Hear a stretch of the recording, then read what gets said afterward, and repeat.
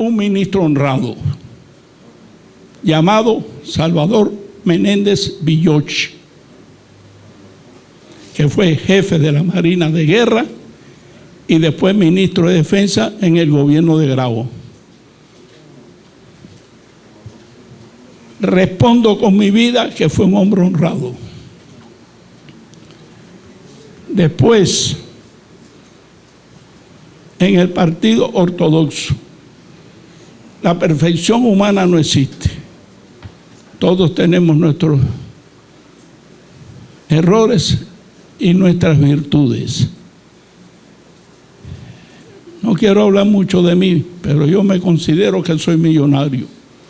Y es en mi honradez y en mi honestidad. Yo no puedo decir, compañera, que Aureliano haya sido ladrón, porque uno sin pruebas no debe de hablar. Pero sí puedo decir que el gobierno de Ramón Grau San Martín fue un gobierno corrupto, como fue Carlos Prío Socarrás. Y este que les habla, yo no pensaba hablar hoy aquí. Nada más que pensaba oír y escuchar. Pero yo digo, con los errores, con las virtudes de Eduardo Chivas, que la perfección humana no existe, empezando por mí, cómo logró aglutinar en aquel campo de la política, en aquel entonces, hombres de una honradez y una honestidad acrisolada. Y me viene a la memoria Leonardo Fernández Sánchez. Me viene a la memoria Manuel Bisbé Alberni. Me viene a la memoria Luis Orlando Rodríguez. Y la compañera Cairo mencionó un magnífico compañero que no se separó hasta que Chivas falleció, el doctor José Chelala Aguilera. Me acuerdo de la figura del doctor Francisco Carone Dedo y de Vicentina Antuña. Recuerdo que Alarcón, tú despediste el duelo de profesor Francisco Carone. Me emocionaste. Ortodoxo, un hombre honrado. Pero este que les habla aquí, y tengo otras personas aquí en la sala, que Carlos Prío Socarrás, si no fue, porque yo no sé si fue el sanguinario dictador Fulgencio Batista, o Carlos Prío Socarrás, los que más robaron.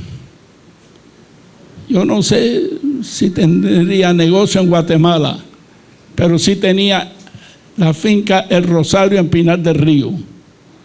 Tenía La Chata en Arroyo Naranjo, en la carretera de Cardevila. Y la zona donde yo vivía, y si no me falla la memoria, en menos de un año, Carlos Prío Socarrás compra la finca Laje, Gordillo, Pancho Simón, Potrerillo de Menocal y Paso Seco, que hoy todas estas fincas están en las obras del Parque Lenin. Allí Prío desalojó sin previo mandamiento judicial a campesinos honrados y honestos que llevaban más de 18 años trabajando aquellas tierras, y fueron sin previo mandamiento judicial botados de aquellas tierras a pasar necesidad. Me acuerdo de un campesino llamado Juan Rodríguez Amores, si no me falla la memoria. Tuve, si se quiere, el honor y el privilegio de poderle aportar muchos datos a Fidel Castro sobre esta cadena de fincas mal habido por Carlos Prioso Carrasco, donde utilizaba al ejército sembrando los famosos frutales de Gestoni, no sé si algunos se acuerdan, donde le dio por criar distintas razas avícolas, y donde los que trabajaban en esas 5 fincas convertidas en la finca El Rocío, tenía al ejército trabajando para su beneficio personal. Y yo digo,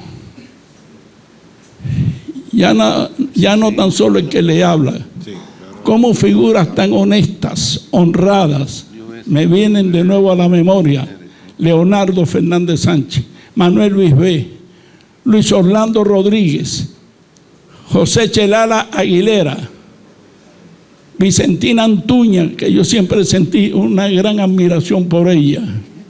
Qué mujer tan culta, qué mujer tan preparada. Y así puedo mencionar muchas más. Y yo hablo con toda sinceridad. Ingresé en esa juventud ortodoxa porque me lo pidió el hoy mártir de la Revolución, mi hermano Julio Trigo, y otro mártir de la expedición del gran René Bedia Morales. Y a los 3 meses, el lema de vergüenza contra dinero prendió en mí, y eso fue lo que me propició que le aportara todos esos datos a Fidel Castro.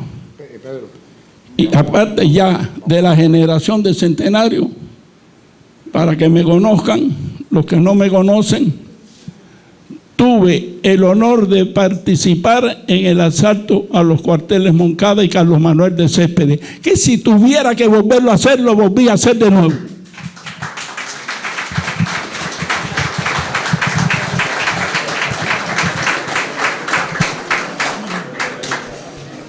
No, muchas gracias. Le doy la palabra a Marlene Enrique. ¿Tú quieres hablar? Espérate. No. Yo una vez más quiero decir que estoy muy satisfecho de que Nancy y Newton hayan tenido esta iniciativa. Es muy importante que la Unión de Escritores y Artistas sea un lugar donde se debatan estas cuestiones que tienen que ver con la cultura del país. De haber sido presidente Eduardo Chivás, hubiera dejado atrás a Alfredo Zaya como el hombre más culto y preparado de los candidatos a presidente. Porque yo sí he revisado, y ella lo sabe, las lecturas de Eduardo Chivás. Era un hombre de profunda cultura, conocía la literatura alemana, la literatura francesa, la filosofía rusa.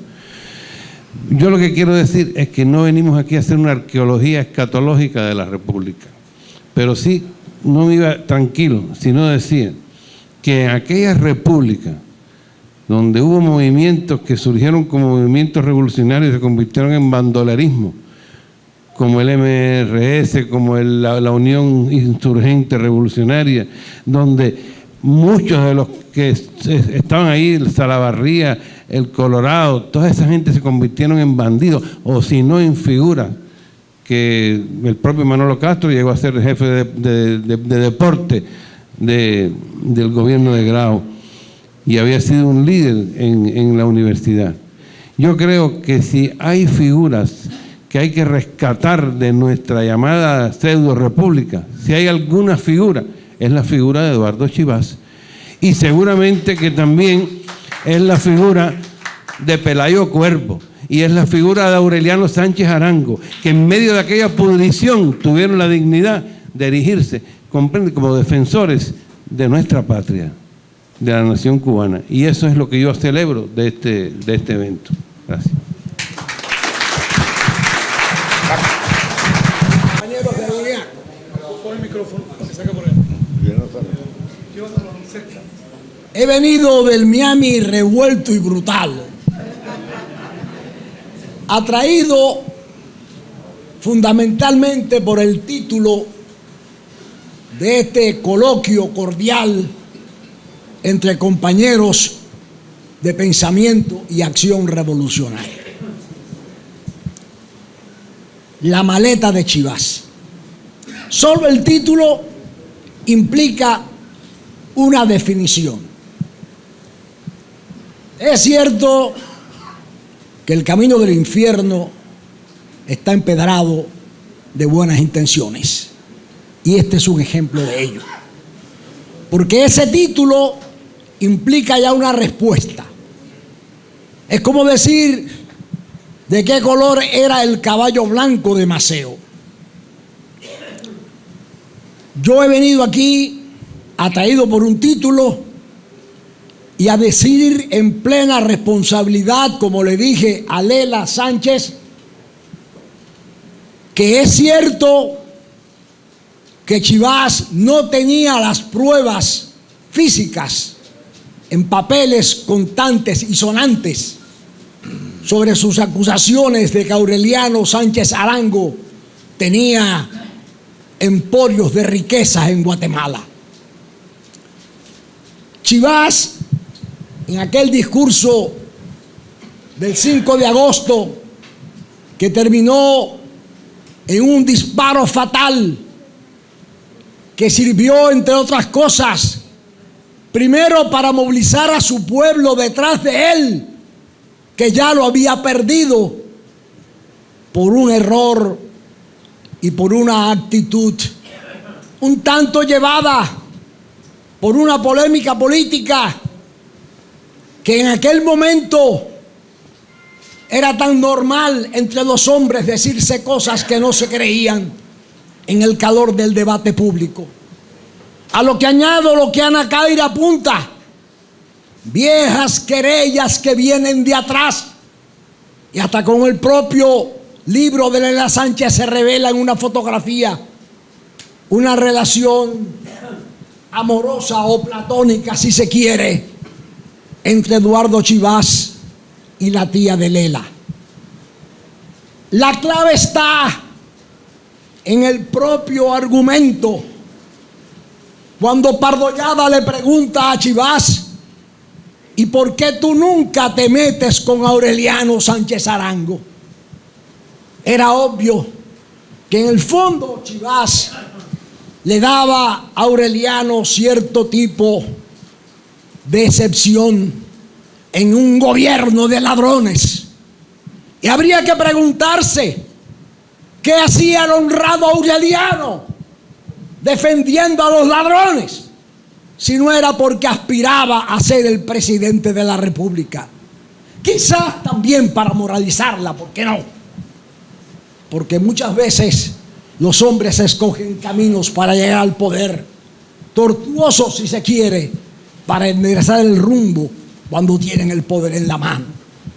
Yo no voy a discutir y mucho menos negar que Lela Sánchez tiene una grabación mía hecha a plena responsabilidad y voluntad de que Eduardo Chivas no tenía las pruebas físicas de los supuestos robos de Aureliano.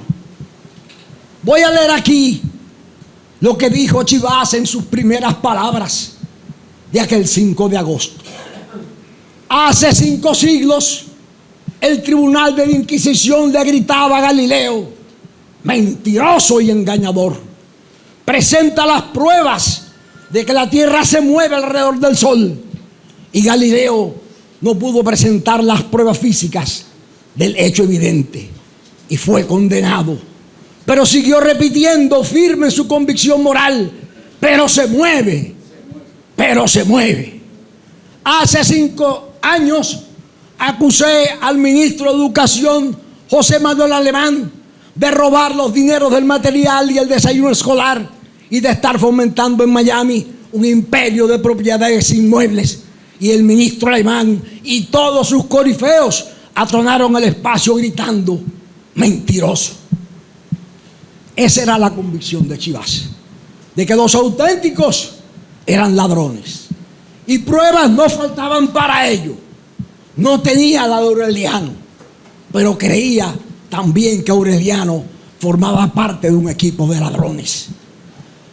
Hoy se airea esta discusión y ante Lela he venido aquí a repetir lo que dije en esa grabación, que no creía que Chivas tenía las pruebas. Y soy testigo, porque precisamente el día antes del discurso de Chivas en la CMQ, un grupo de jóvenes ortodoxos habíamos hecho 2 intentos por apoyar al líder abandonado por los políticos profesionales de su partido. Porque esa es otra verdad que hay que decir. La dirigencia ortodoxa, más pensando en senadurías y actas de representantes, dejaban a Chivas en solitario, que solamente tenía a su lado a lo más inquieto, a lo más rebelde y a lo único que había dicho dentro de ese partido, que se proclamaban entonces socialistas y revolucionarios, como lo dice el folleto de la Juventud Ortodoxa de 1948. Chivas solo tuvo el respaldo de la gente nueva, de la juventud de su partido. Hay una fotografía donde aparece en una mesa la estampa de 4 herraduras que un grupo de jóvenes, y esa foto apareció hasta en la revista Bohemia. El más alto es Fidel, delante estoy yo, Omar Borges, varios más. 4 herraduras calculo, dijo un poeta, no han de ofender a varona, no es su cerebro nulo, que la ofensa es para el mulo y no para su persona. Eso se convirtió en una respuesta a las acusaciones permanentes que se hacían contra Chivas. Y él saca la maleta, y el título de esta conferencia, La maleta de Chivas, me tocó a mí ser testigo de que un sábado en la mañana, 4 de agosto, fui a la torre a llevarle a Chivas unos panfletos que habíamos lanzado los jóvenes ortodoxos por toda La Habana, donde habíamos retratado unas casas, supuestas casas propiedad de un amigo de Aureliano, Tony Santiago, cuyo padre se había enriquecido en el gobierno de Grau y también con Prío, y que tenía una fastuosa residencia que después fue la Embajada de México. Y era la prueba que nosotros aportábamos para tratar de distraer la atención y demostrar que los ladrones auténticos cercanos a Aureliano se habían enriquecido al compás del proceso político cubano. Llego yo con los papeles y Chivas los ve y me dice: esta es la prueba que me faltaba. Evidentemente, si esa era una prueba que yo había inventado, no era tal prueba, ni mucho menos. Yo sabía que Chivas o lo habían engañado con unas supuestas pruebas, o se había dejado llevar por la pasión política de la época, tratando desesperadamente de salir de un cerco, de una polémica innecesaria, porque Aureliano no tenía categoría política en el partido auténtico, no digo moral en lo político, sino categoría política para ser el candidato del autenticismo. Mucho menos con un Virgilio Pérez, ministro ladrón. Todo aquel proceso consta en la historia de los papeles de la época. Aureliano es el que provoca la polémica. Cuando Pardollada le dice a Chivas: ¿por qué nunca atacas a Aureliano? Porque Pardollada no era enemigo de Aureliano. Lo hizo como una inquisición de averiguar un secreto de una supuesta amistad que en realidad era enemistad. Enemistad que venía de atrás. Entonces, Chivas me dice, estaba con Conchita Fernández, dándole toques a uno de sus procesos del discurso que elaboraba entre sábado y domingo, y me pide que lo acompañe a pelarse. bajamos el López Serrano y la cuña de Chivás, azul, Packard, convertible, ya tenía en el timán a Alejandro, el chofer de Eddie de tantos años. Me senté atrás, Chivás delante, enfilamos por el malecón y a la altura de Prado y Neptuno, a la derecha, estaba, ahora hay otro restaurante, cafetería, el Miami.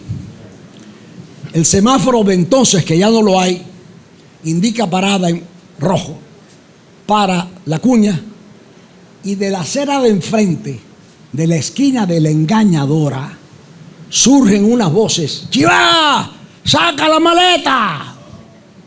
Yo de atrás miro y le veo en el rostro un ricto de amargura y casi una lágrima le asoma.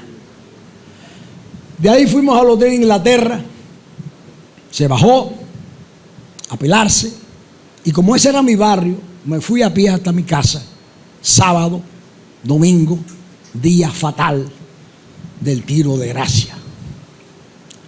Cuento esta historia para que sepan lo que es el hombre y las circunstancias. Pero no creo que un error político de cálculo al calor de un debate sea suficiente para desacreditar una figura pública de la envergadura en la historia de Cuba de Eduardo Chivás. Newton Brione se salta más allá de la maleta de Chivás y de la polémica, que es el objeto de esta reunión, para entrar en una crucifixión de Eduardo Chivás.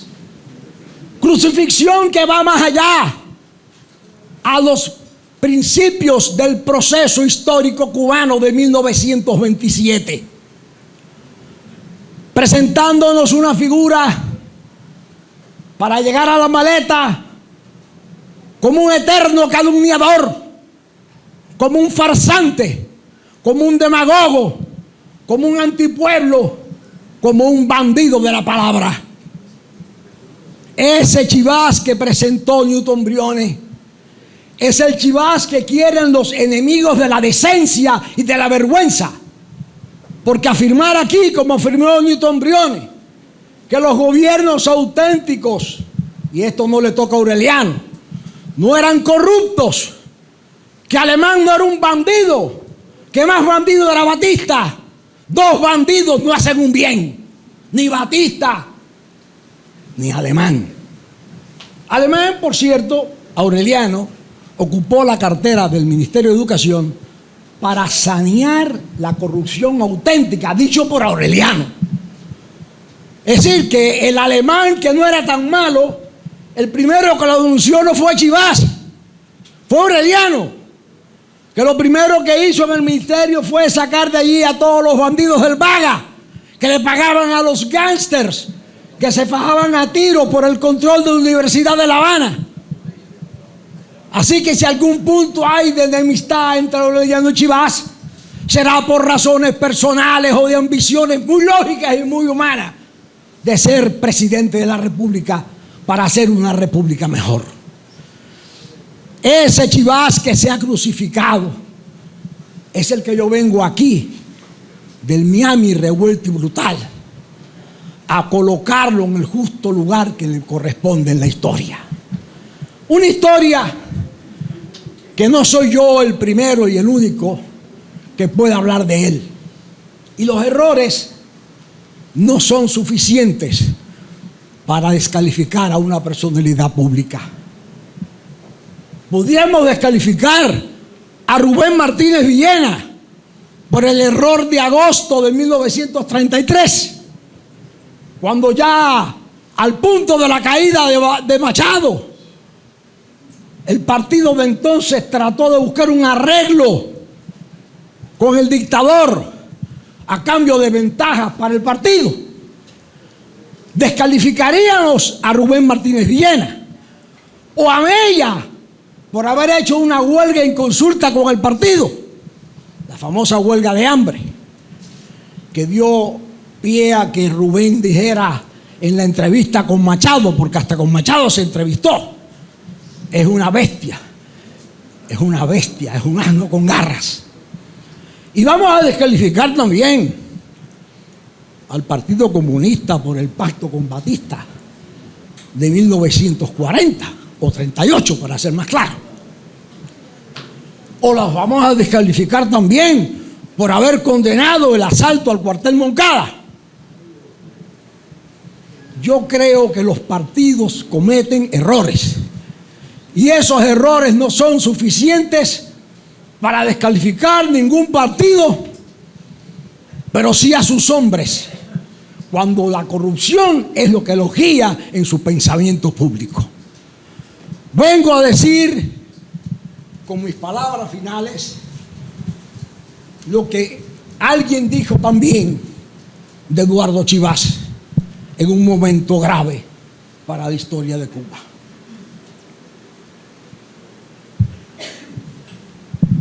No es solo mi garganta ortodoxa la que habla en esta tarde.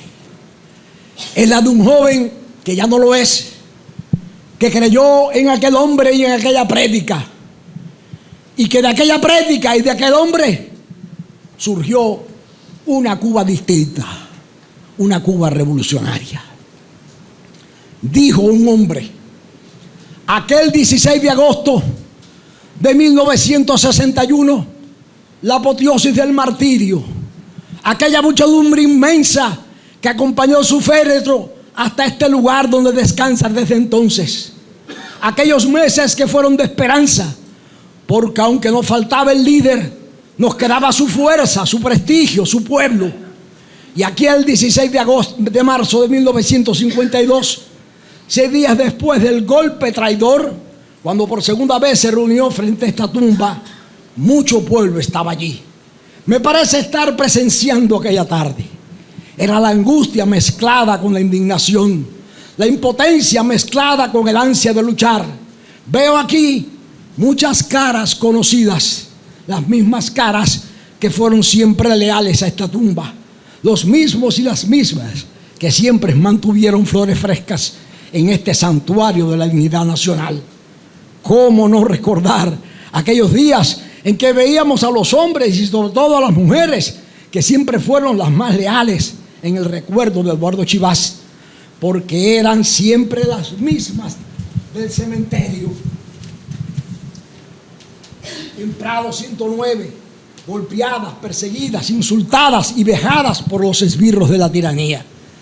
La historia de la revolución, escuchen bien, la historia de la revolución, la historia del 26 de julio está íntimamente ligada a la historia de esta tumba, porque debo decir aquí que sin la prédica de Eduardo Chivas, sin lo que hizo Eduardo Chivas, sin el civismo y la rebeldía que despertó en la juventud cubana, el 26 de julio no hubiera sido posible.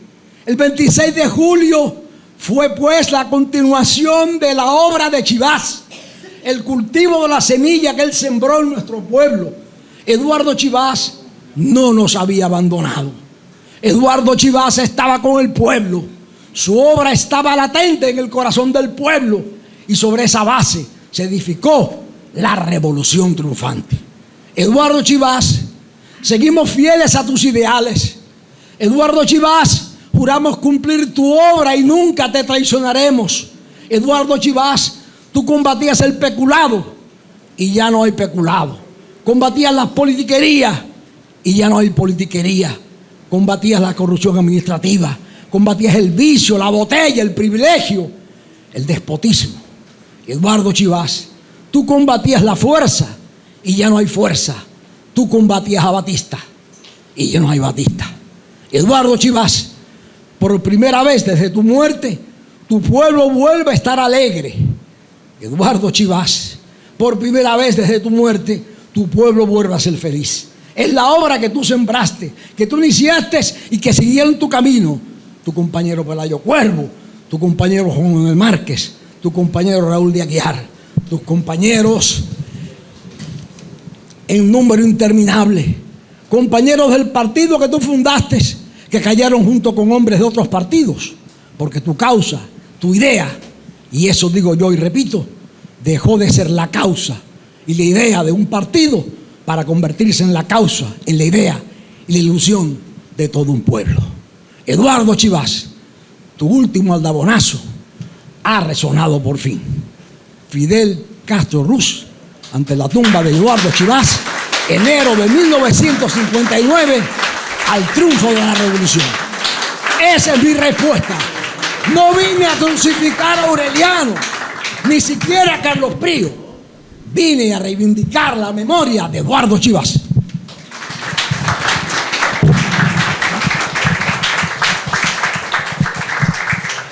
Bueno, agradecemos a todos los compañeros la presencia, a los compañeros que hablaron, a la presencia de Miguel Barnet, de Nancy Morejón y de tantos compañeros que vinieron. Muchas gracias.